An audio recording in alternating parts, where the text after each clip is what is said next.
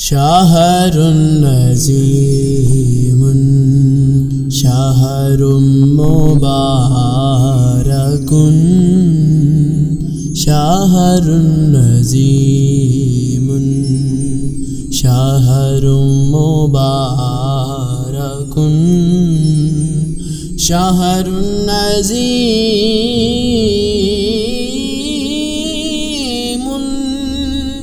شهر مبارك.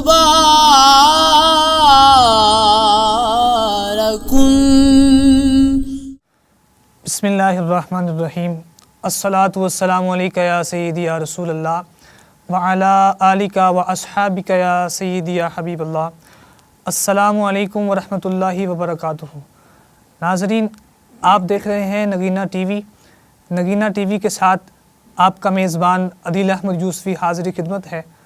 آج ہم تراویح کے بارے میں بات کریں گے. اس کے لیے ہمارے پاس تشریف لائے ہیں حضرت علامہ مولانا مفتی حافظ خلیل احمد یوسفی صاحب. ہم ان سے جانیں گے کہ نماز تراویح کی فضیلت کیا ہے، اس کو پڑھنے سے بندے کو کتنا اجر ملتا ہے. السلام علیکم ورحمۃ اللہ وبرکاتہ. وعلیکم السلام ورحمۃ اللہ وبرکاتہ. مفتی صاحب، تراویح، یہ جو تراویح کا لفظ ہے، یہ کتنے کے لیے بولا جاتا ہے تراویح کا لفظ؟ میرے معزز و محتشم حضرت علامہ محمد عدیل یوسفی صاحب، گفتگو شروع کرنے سے پہلے میں آپ کا شکریہ ادا کروں گا کہ آپ نے آج پھر مجھے نگینہ ٹی وی پہ حاضری کا موقع دیا ہے. اللہ تعالیٰ نگینہ ٹی وی کو دن دگنی رات چگنی ترقی عطا فرمائے. آج کی جو ہماری گفتگو ہے نماز تراویح کے بارے میں، سب سے پہلے تو ہمیں یہ جاننا ہے کہ یہ تراویح کیا ہے. تراویح عبادت ہے، اور یہ عبادت بھی اس طرح کی ہے جس میں انسان کو موقع ملتا ہے اللہ تعالیٰ کے حضور قیام کرنے کا، رکوع کرنے کا اور سجدہ ریزی کرنے کا. اور جو بندہ اللہ تعالیٰ جل مجدہ الکریم کے حضور اپنا سر جھکاتا ہے، اتنی عظمتوں کا مالک انسان، اتنی شانوں والا، اور اللہ کے لیے ناک رگڑ رہا، تو جو وہ اپنی ناک کو زمین پہ لگاتا ہے، اللہ اس کے درجات کو بلند فرماتا ہے. سبحان اللہ. اللہ نے اپنے قرب کا ایک جو خاص حصہ رکھا ہے وہ عبادت کے اندر رکھا ہے کہ جو بندہ اللہ تعالیٰ کی عبادت میں آگے نکلتا چاہے گا، اللہ تعالیٰ کے قریب ہوتا چلا جائے گا. تراویح یہ رمضان المبارک کی خاص عبادت ہے. حضرت سلیمان فارسی رضی اللہ تعالیٰ عنہ اس حدیث کے راوی ہیں. فرماتے ہیں پیارے آقا صلی اللہ علیہ وسلم نے فرمایا، جعل اللہ صیامہ فریضہ، کہ اللہ تعالیٰ نے یہ جو مہینہ تمہیں عطا فرمانا ہے، اس کے دنوں کا روزہ اللہ نے فرض قرار دیا. وقیام اللیل ہی تطوعا، اور اس کی راتوں کو زائد عبادت کی.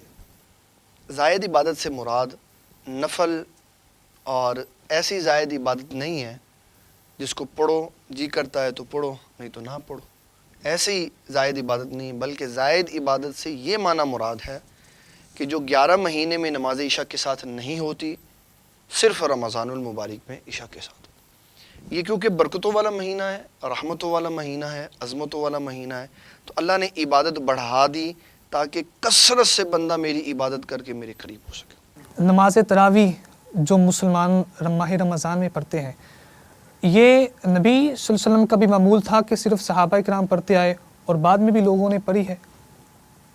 پیارے عدیل بھائی، میں آپ کو نماز تراویح کی ہسٹری بتاتا ہوں، کس نے اس کو کیسے پڑھا. یہ جو اس کا نام ہے نا نماز تراویح کا، تراویح، نبی اکرم شفیع معظم صلی اللہ علیہ وسلم کے زارہ زمانہ حیات میں لوگ اس کو کہتے تھے قیام رمضان. نبی صلی اللہ علیہ وسلم نے ایک دن قیام رمضان کی جماعت فرمائی. جو قریب میں موجود تھے وہ آگے سارے، اور کیا لذت تھی، کیا چاشنی تھی کہ صاحب قرآن کی تلاوت فرما رہے. وہ جو انوار و تجلیات صحابہ نے لیے، اس کا ذکر صبح انہوں نے اپنے گرد و نواح والے لوگوں کو کیا. اگلے دن رات میں صحابہ کی تعداد بڑھ گئی. جب تیسرا دن آیا تو مسجد ساری بھر گئی. 3 دن نبی صلی اللہ علیہ وسلم نے زارا زمانہ حیات میں نماز تراویح جماعت سے کروائی. چوتھے دن مسجد کے باہر دور دور تک لوگ بیٹھے ہوئے اور منتظر ہیں کب آقا کریم صلی اللہ علیہ وسلم شفقت فرمائیں اور باہر آ کے قرآن مجید کی تلاوت سنائیں اور ہم قیام رمضان کی عبادت کریں. آپ صلی اللہ علیہ وسلم نہیں آئے باہر. رات اپنے اختتام کی طرف گامزن تھی. تو جب سحری کا وقت آیا تو آقا صلی اللہ علیہ وسلم تشریف لائے. تو صحابہ نے کہا حضور ہم تو رات سے انتظار کر رہے ہیں. فرمایا میں تمہارا انتظار دیکھ رہا تھا. عرض کی حضور آپ آئے نہیں باہر؟ فرمایا میں اس لیے نہیں باہر آیا, مجھے یہ خوف تھا کہ کہیں ایسا نہ ہو کہ میں آج جماعت کرواؤں تو اللہ تعالیٰ یہ نماز لازم کر دے, فرض کر دے, اور تمہیں دقت ہو, تو میں اس لیے نہیں. پہلی تو بات یہ پتہ چلی یہ فرض نہیں.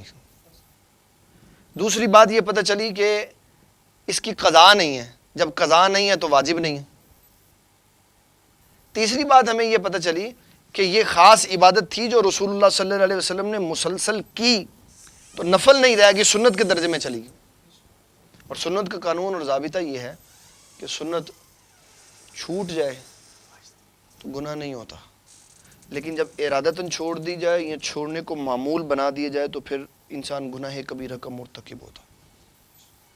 تراویح سنت موقدہ ہے, روز پڑھنی لازم ہے. علالت, بیماری, تکلیف, سفر کی وجہ سے رہ جائے تو اس کی قضا نہیں. نبی صلی اللہ علیہ وسلم نے اپنے زارا زمانہ حیات میں 3 دن پڑھا. اس کے بعد صحابہ کرام کا دور چلتا رہا. جب دور آیا سیدنا ابو بکر صدیق رضی اللہ تعالیٰ عنہ کا, تو اس میں امت بڑے مسائل میں گھری ہوئی تھی. ایک طرف باغی کھڑے تھے, ایک طرف ختم نبوت پہ حملہ کرنے والے کھڑے تھے, ایک طرف مانعین زکوٰۃ کھڑے تھے, ایک طرف صحابہ کرام پریشانی کے عالم میں کھڑے تھے یہ کہ اللہ کے نبی صلی اللہ علیہ وسلم وفات پا گئے. ابو بکر صدیق نے اسلام کی جڑوں کو مضبوط کرتے ہوئے مانعین زکوٰۃ کا, باغیوں کا, شرارتیوں کا اور ختم نبوت پہ حملہ کرنے والوں کا مقابلہ کیا, اور ایمان اور مدینہ اور مکہ کی زمین کو پاک کر کے دوبارہ کام کرنے کے لیے ہموار کیا. آپ کے دور میں بھی ایسے ہی ہوا کہ بغیر جماعت کے ادا کی گئی. جب دور آیا سیدنا عمر بن خطاب کا تو پھر تبدیلی. پھر کیا تبدیلی آئی اور انہوں نے کس صحابی کو اس کے لیے چنا تھا تاکہ وہ تراویح پڑھائیں؟ حضرت سیدنا عمر بن خطاب رضی اللہ تعالیٰ عنہ کے دور میں تبدیلی یہ آئی تھی کہ آپ کے ابتدائی ایام میں کچھ دن نماز تراویح اسی طرح, قیام رمضان اسی طرح ہوا جس طرح رسول اللہ صلی اللہ علیہ وسلم کے زارا زمانہ حیات میں تھا. پھر آپ نے صحابہ کو مختلف حصوں میں بٹے ہوئے دیکھا, بکھرے ہوئے شیرازے کو دیکھا. آپ نے جو اللہ تعالیٰ کے نبی صلی اللہ علیہ وسلم نے آپ کے ایک وصف بیان کیا تھا نا, محدث, کہ احکامات جن کے مطابق ہوتے, وہ وصف آپ کا جوش مارا اس وصف نے. تو آپ نے یہ خیال کیا کہ میں ان بکھرے ہوں کو اکٹھا کر دوں. تو آپ نے نبی صلی اللہ علیہ وسلم کی امت کے سب سے بڑے قاری القرہ, امام القرہ, فخر القرہ, زینت القرہ حضرت ابی بن کعب رضی اللہ تعالیٰ عنہ کو حکم فرمایا کہ آپ امام قیام رمضان مقرر ہوں. ان کو امام قیام رمضان مقرر کیا اور ان کی نیابت میں اور ان کی اقتداء میں آپ نے سارے صحابہ کو پیچھے کھڑا کر دیا. اور جب یہ خوبصورت منظر عمر بن خطاب نے دیکھا نا, تو ایسا تاریخی جملہ کہا کہ جو اسلام سے ہٹے ہوئے لوگ ہیں ان کی فکر کو درست کیا. آپ نے فرمایا نعم البدعۃ ھذہ, یہ میں نے ایک بڑی اچھی بدعت ایجاد کر دی. یعنی یہ جو تراویح ہے ان لوگوں کو جمع کرنے کے لیے, آپس میں محبت پیدا کرنے کے لیے حضرت عمر بن خطاب رضی اللہ تعالیٰ نے اس کی جماعت کروائی تھی. اس کی جماعت کروائی اور آپ حیران رہیں گے. نبی صلی اللہ علیہ وسلم فرماتے ہیں من سن فی الاسلام سنتا حسنتا فلہ اجرھا, جو اسلام میں اچھا طریقہ رائج کرتا ہے, جتنے لوگ اس کے اوپر عمل کرتے ہیں اللہ جتنا ثواب ان کو دیتا ہے, سارا ثواب اس کو عطا فرماتا ہے جس نے یہ نعمت شروع کی, جس نے یہ نیکی شروع کی. عمر بن خطاب کے نامہ اعمال میں لاکھوں کروڑوں قرآن مجید کا ثواب ہر رمضان میں منتقل ہوتا. ہر روز ان کا, ہر رمضان میں ڈیلی بیسس پہ ان کا اکاؤنٹ اپ گریڈ ہوتا. سبحان اللہ. نبی صلی اللہ علیہ وسلم نے بھی فرما دیا تھا نا کہ میرے بعد اقتداء کرنی ہے تو ابو بکر کی کرو, عمر کی کرو. تو ان کی جو تراویح ہم لے کر ابھی جا رہے ہیں تو مومن یہ پڑھتے ہیں, یہ سارا کا سارا ثواب حضرت عمر بن خطاب کو جاتا ہے, ابو بکر صدیق کو نہیں جاتا. حضرت سیدنا ابو بکر صدیق رضی اللہ تعالیٰ عنہ نبی صلی اللہ علیہ وسلم کی امت کے سب سے بڑے انسان. پوری کائنات کی امت کی نیکیاں ایک پلڑے میں ڈال دو تو ابو بکر صدیق کا مقابلہ نہیں ہو سکتا. افضل الخلق بعد الانبیاء. ایک کام نہیں، سینکڑوں کام ایسے ہیں جن سے ابو بکر صدیق کی نیکیوں میں ہر وقت اضافہ ہو رہا. اس کی ایک میں مثال آپ کو دیتا ہوں. مدینہ المنورہ میں مسجد نبوی کی جو جگہ ہے نا، وہ سیدنا ابو بکر صدیق نے خریدی ہے. اور ایک نماز جو بندہ پڑھتا ہے اس کو 50,000 نمازوں کا ثواب ملتا ہے. دن میں 5 نمازیں ہوتی ہیں، ہزاروں بندے نماز پڑھنے والے ہوتے ہیں. اور کب سے انہوں نے بنائی ہے، لاکھوں کروڑوں اربوں خرب بندوں نے نماز پڑھی، سب کا ثواب ابو بکر صدیق جو. سبحان اللہ. اچھا، یہ تراویح کی جو رکعات کتنے ہیں؟ رکعات پیارے دل بھائی، ہمارے نبی صلی اللہ علیہ وسلم کے زارہ زمانہ حیات میں، ابو بکر صدیق کے زمانہ میں، اور سیدنا عمر بن خطاب رضی اللہ تعالیٰ عنہ کے زمانہ میں جماعت کے ساتھ پڑھی گئی یا بغیر جماعت کے پڑھی گئی. اس کی رکعات 20 پڑھی گئی. حضرت سیدنا عبداللہ ابن عباس رضی اللہ تعالیٰ عنہما اس حدیث مبارک کے راوی ہیں. فرماتے ہیں نبی اکرم شفیع معظم صلی اللہ علیہ وسلم رمضان المبارک میں قیام رمضان میں 23 رکعات پڑھتے تھے، 20 نماز تراویح اور 3 وتر پڑھتے تھے. ہمارے ملک پاکستان میں جو مقلد طبقہ ہے، 4 ائمہ کی تقلید کرتے ہیں: امام اعظم ابو حنیفہ، امام الائمہ کاشف الغمہ سراج الامہ نعمان بن ثابت المعروف ابو حنیفہ رضی اللہ تعالی، امام شافعی، امام مالک، امام محمد بن حنبل. ان سب کے نزدیک کم از کم جو رکعات نماز تراویح کے لیے ہیں وہ 20 رکعات. تو جو 8 پڑھتے ہیں اور 12 پڑھتے ہیں، وہ دلیل بھی باقاعدہ پیش کرتے ہیں اس کے بارے میں؟ جی ایسا ہی ہے، وہ دلیل پیش کرتے ہیں، لیکن انہوں نے دلیل کے اوپر غور کیا نہیں ہے. وہ جو دلیل پیش کرتے ہیں، جو 8 رکعات نماز تراویح پڑھتا ہے، وہ دلیل پیش کرتا ہے سیدہ عائشہ صدیقہ طیبہ طاہرہ رضی اللہ تعالی عنہا کی، جس کو امام بخاری نے بخاری شریف میں 2012 نمبر پر رقم فرمایا ہے کتاب التراویح میں. اور یہی حدیث انہوں نے نماز تہجد کے باب میں بھی لکھی ہے سیدہ عائشہ صدیقہ سے. کہ ایک بندے نے ام المومنین سیدہ عائشہ صدیقہ سے سوال کیا کہ آپ اماں جان مجھے بتائیں نبی صلی اللہ علیہ وسلم کی رمضان کی عبادت کیسی تھی. تو آپ نے بڑا خوبصورت جملہ فرمایا نبی صلی اللہ علیہ وسلم رمضان و غیر رمضان میں 11 رکعات پڑھتے تھے. اس سے بعض لوگ یہ استدلال کرتے ہیں کہ 8 رکعات نماز تراویح ہے اور 3 رکعات وتر ہے. لیکن جملہ غور نہیں کیا.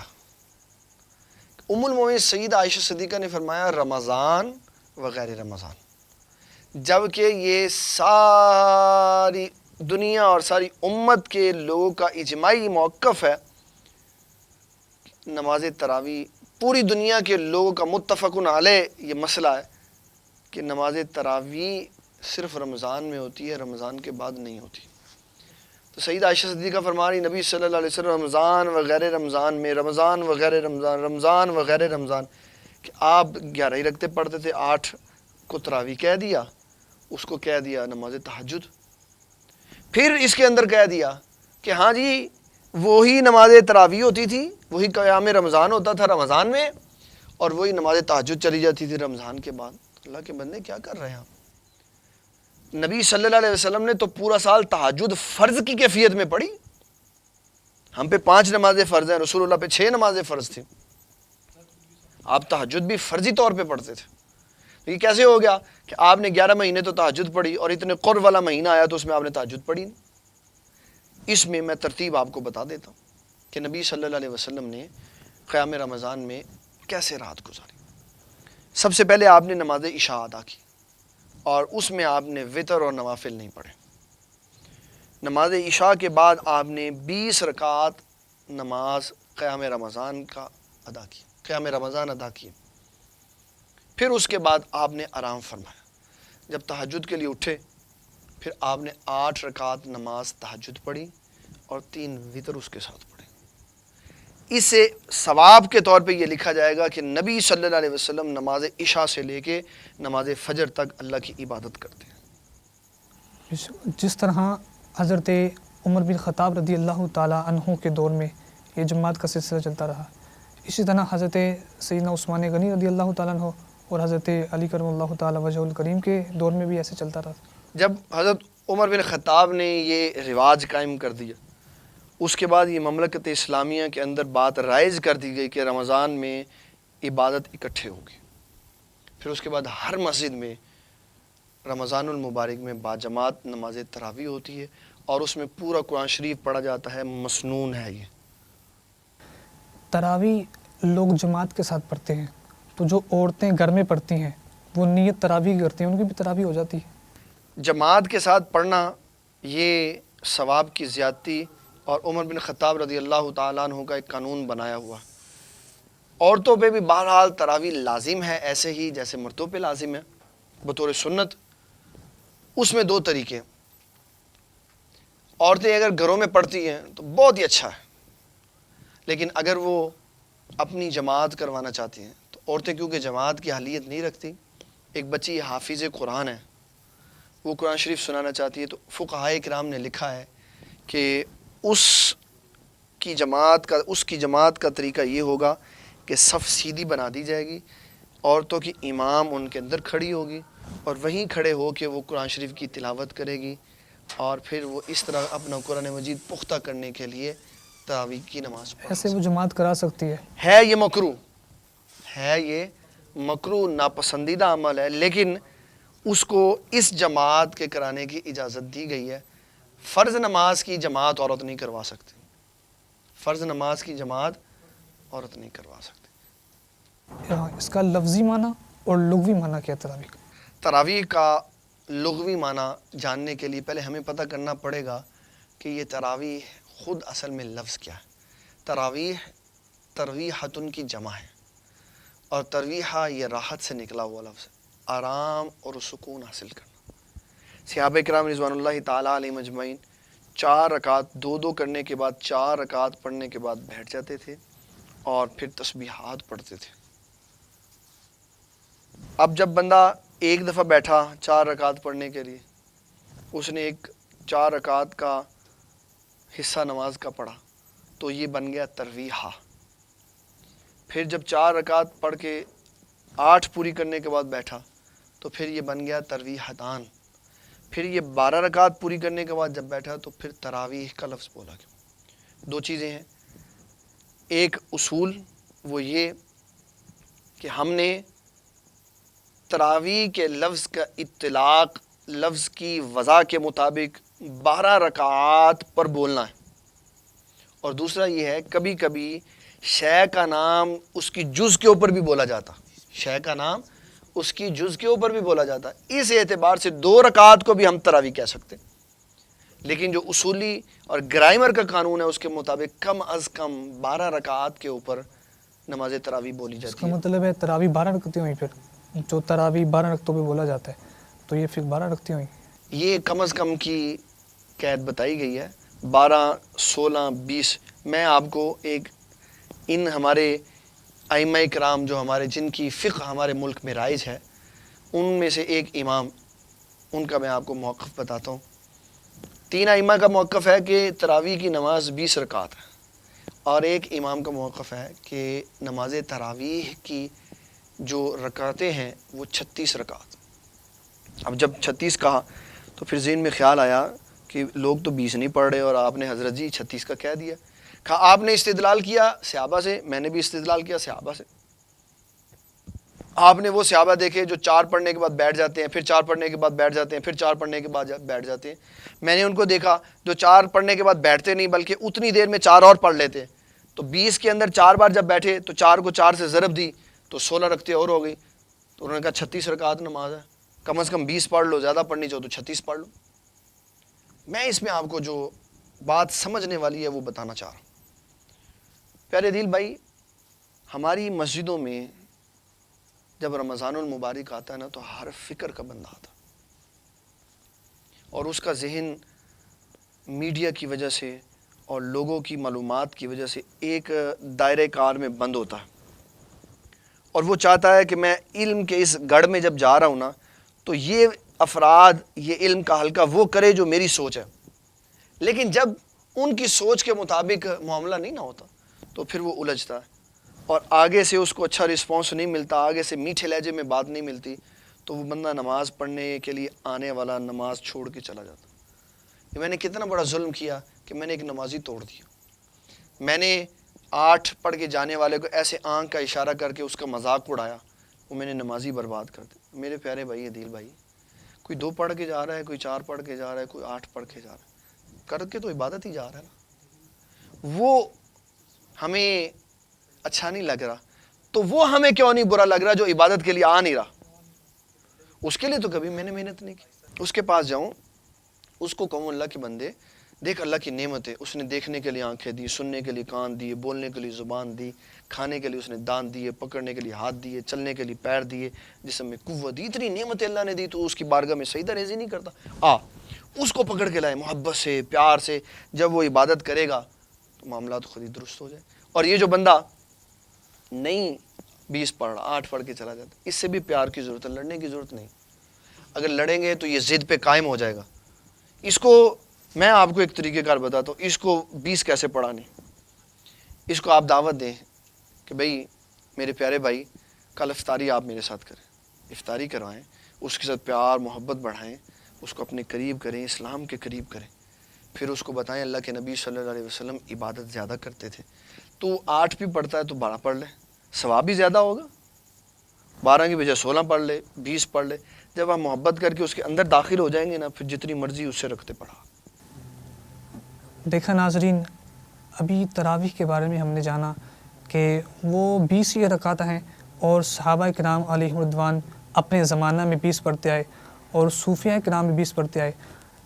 حضرت سیدنا شیخ عبد القادر جیلانی آپ فرماتے ہیں، آپ نے بھی غنیۃ الطالبین میں لکھا ہے کہ جو تراویح ہے نا یہ 20 رکعات ہیں، اور شیخ المشائخ شیخ عبد الحق محدث دہلوی علیہ رحمہ آپ فرماتے ہیں، حضرت عطا محمد یہ تابعی ہیں، آپ فرماتے ہیں کہ صحابہ کرام علیہم رضوان کو میں نے دیکھا کہ پورے خلفۂ راشدین کی جو خلافت تھی، حضرت ابوبکر صدیق رضی اللہ تعالیٰ عنہ کے علاوہ حضرت عمر بن خطاب رضی اللہ تعالیٰ عنہ کے دور میں، اسی طرح حضرت عثمان بن عفان رضی اللہ تعالیٰ عنہ کے دور میں، حضرت علی رضی اللہ تعالیٰ عنہ کے دور میں صحابہ کرام 20 رکعات ہی تراویح پڑھا کرتے تھے۔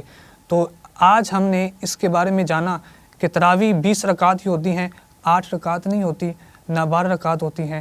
نبی صلی اللہ علیہ وسلم ایسے پڑھتے آئے اور صحابہ کرام بھی پڑھتے آئے، 20 رکعت 23 رکعت ٹوٹل پڑھتے تھے، 20 رکعت نماز تراویح اور 3 وتر۔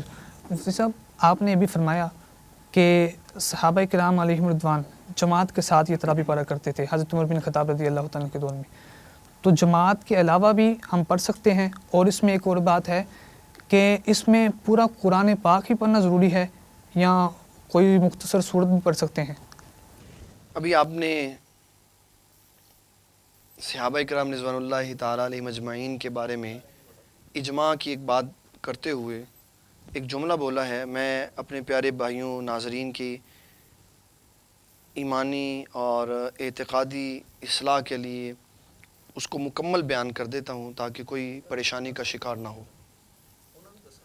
خلافت راشدہ، یہ جملہ آپ نے استعمال کیا اور آپ نے نام بولے 4، ابوبکر صدیق، عمر بن خطاب، عثمان بن عفان اور علی المرتضی، جبکہ خلافت راشدہ کی ابتدا ابوبکر صدیق سے ہوئی، پھر عمر بن خطاب، پھر عثمان غنی، پھر علی المرتضی، اور اس کے بعد خلافت راشدہ میں امام حسن کے 6 ماہ بھی داخل ہیں۔ ان کی اگر ہم امام حسن کی بات نہیں کریں گے تو خلافت راشدہ پوری نہیں ہوگی۔ ایک تو یہ اعتقادی مسئلہ ہے کہ خلافت راشدہ اس چیز کا نام ہے، ابوبکر صدیق، عمر بن خطاب، عثمان بن عفان، علی المرتضی اور حضرت سیدنا امام حسن۔ دوسری بات یہ کہ حضرت عمر بن خطاب کے دور سے لے کے آج تک صحابہ اور تابعین اور تبع تابعین کا یہ معمول چلا آ رہا ہے، نماز تراویح میں پورا قرآن مجید پڑھا ہے سبھی نے، سنت ہے۔ اگر کوئی نماز تراویح میں پورا نہیں پڑھتا تو وہ کسی بہت بڑے جرم کا ارتکاب نہیں کر رہا، لیکن سنت سے محروم ہو رہا۔ اس کو ایسے لوگوں کا اہتمام کرنا چاہیے جو قاری ہوں، یا کچھ لوگ مل کے قرآن شریف سنا دیں۔ قرآن مجید پورا ہونا چاہیے، اس سے قرب بھی بڑھتا ہے، اللہ کا فضل بھی نازل ہوتا ہے اور لوگوں کے دلوں میں عظمت قرآن بھی پیدا ہوتی ہے۔ قرآن پاک میں تقریباً جب پڑھا جاتا ہے پورا قرآن پاک 20 رکعات میں ہر رکعت میں 1 رکوع 2 رکوع پڑھا جاتا ہے، تو وہ بڑا لمبا چوڑا کام ہو جاتا ہے۔ حالانکہ نبی صلی اللہ علیہ وسلم نے فرمایا کہ جو مقتدی ہیں، بوڑھے مقتدی، ان کا خیال کرو تو پھر تلاوت قرآن پاک کرو۔ یہ نبی صلی اللہ علیہ وسلم کا حکم جو ہے کہ بوڑھوں کا خیال کرو، یہ فرائض کی جماعت میں۔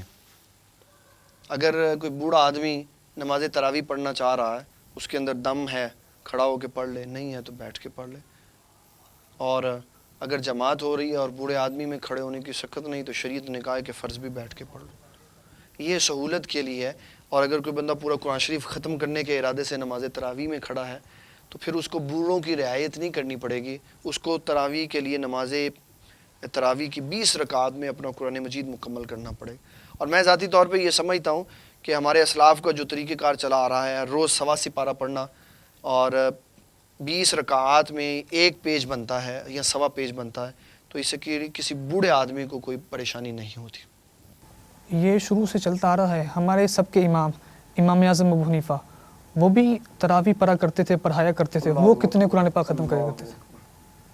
ہم اپنے اسلاف کی حسین و خوبصورت یادوں کو دیکھیں تو چمکتا ہوا ستارہ امام الائمہ، کاشف الغمہ، سراج الامہ، ابو حنیفہ امام اعظم رضی اللہ عنہ کا ایک نظر آتا ہے۔ آپ پورے رمضان المبارک میں 63 قرآن شریف پڑھتے تھے، سبحان اللہ، سبحان اللہ۔ ایک صبح میں، ایک رات میں، ایک صبح میں، ایک رات میں، اور ایک پورا قرآن مجید نماز تراویح میں سناتے تھے۔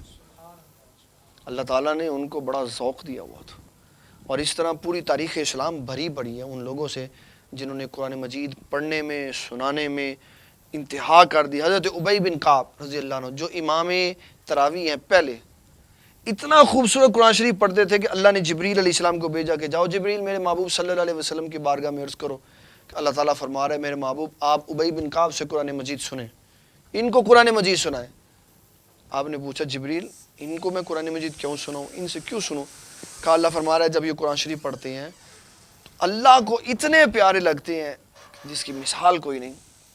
ابی بن کعب رونے لگے، کہا حضور اللہ تعالیٰ نے میرا نام لے کے کہا؟ فرمایا ہاں اللہ نے تیرا نام لے کے کہا۔ امام حضرت جعفر طیار رضی اللہ عنہ، انہوں نے شاہ نجاشی کے پاس کھڑے ہو کے قرآن شریف پڑھا، اس کو مسلمان کر دیا، اس کی آنکھوں سے آنسو بہنے لگے۔ اس نے 70 بندے بھیجے کہ جاؤ جن کے امتی اتنا خوبصورت قرآن شریف پڑھتے ہیں وہ نبی کیسے قرآن شریف پڑھتے ہوں؟ تو 70 بندوں کا وفد آیا، نبی صلی اللہ علیہ وسلم نے قرآن مجید کا دل سورہ یاسین تلاوت کر کے سنائی، اور جب انہوں نے سورہ یاسین سنی تو 70 کے 70 بندے مسلمان ہو۔ اسلام ہمیں بتاتا ہے قرآن مجید کو خوبصورت پڑھو، نہیں پڑھنا آتا تو خوبصورت طرز لگاؤ، اچھے اچھے قراء کو سنو تاکہ ان کو سننے سے لب و لہجے میں خوبصورتی پیدا ہو۔ سبحان اللہ۔ یہ ایسی کوئی روایت ہے کہ حضرت علی رضی اللہ تعالیٰ عنہ سواری پر جب سوار ہوتے تھے تو پورا قرآن پاک پڑھ لیتے تھے؟ حضرت سیدنا علی المرتضیٰ رضی اللہ تعالیٰ عنہ کے بارے میں یہ روایت بالکل ملتی ہے کہ آپ سواری پہ سوار ہونے لگتے اور ایک پیر آپ زین میں رکھتے اور دوسرا آپ اوپر سے لے کے آتے، تو اس کیفیت میں دوسرا اوپر سے لے کے آتے تو اتنی دیر میں آپ پورا قرآن مجید پڑھ لیتے تھے۔ حضرت عثمان غنی ایک رات میں پورا قرآن شریف پڑھ لیتے۔ غوث اعظم رضی اللہ عنہ آپ نے سالوں ہر رات میں قرآن شریف ختم کیا۔ امام اعظم ابو حنیفہ رضی اللہ تعالیٰ عنہ کی جہاں وفات ہوئی آپ نے 7000 مرتبہ وہاں قرآن شریف پڑھا ہوا۔ سبحان اللہ۔ اتنے تھوڑے وقت میں پورا قرآن پاک کیسے؟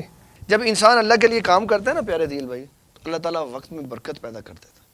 اللہ فرما رہا ہے کہ میں نے سبحان الذی اسریٰ بعبدہ لیلا من المسجد الحرام الی المسجد الاقصی، رات کے تھوڑے سے حصے میں نبی صلی اللہ علیہ وسلم کو مسجد اقصی سے مسجد حرام کا سفر، مسجد حرام سے مسجد اقصی کا سفر کروایا۔